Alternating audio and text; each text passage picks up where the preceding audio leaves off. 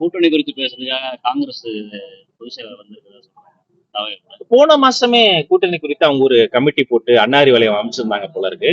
அப்புறம் பார்த்தா எதுவும் பேசலையாம், போயிட்டு காஃபி குடிச்சிட்டு வந்துட்டாங்களாம்.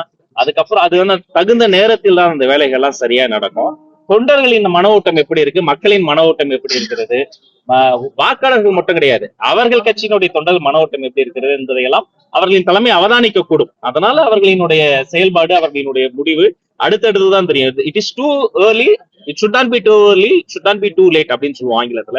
ரொம்ப சீக்கிரமா பண்ணக்கூடாது, ரொம்ப தாமதமா பண்ணக்கூடாது, சரியான நேரத்துல எல்லாம் அவங்க சரியா பண்ணுவாங்கன்னு எதிர்பார்க்கறேன். தாவேகா கூட பேச்சுவார்த்தை சொல்றாங்க. தாவேகா கூட தான் கூட்டணி அப்படியா? அவங்க சொன்னாங்களா? அவங்க கிட்ட தான் கேட்கணும். சொல்றாங்க. நீங்க என்ன சொல்றீங்க? அவங்க கிட்ட தான் கேட்கணும். அதுக்கு இன்னும் டைம் இருக்கு. கூட்டணியை பொறுத்த வரைக்கும் எல்லா முடிவுகளையும் எடுக்கக்கூடிய அதிகாரத்தை வெற்றி தலைவருக்கு நம்ம பொதுக்குழு தீர்மானத்தின் மூலமோ சிறப்பு தீர்மானத்தின் மூலமோ கொடுக்கிறோம். அதனால முதலமைச்சர் வேட்பாளர் வெற்றி தலைவர் தான். கூட்டணி குறித்து பேசுவதற்கான சிறப்பு கூட அவர் போட போறார். அவர்களினுடைய கடமை கடப்பாடுகளை அவர் உருவாக்க போறார். அண்ட் அதை தாண்டி கூட்டணியில யாரெல்லாம் சேர்க்கணும், யாரை அரவணைக்கணுங்கிற முடிவுகளையும் தலைவர் எடுக்கும்.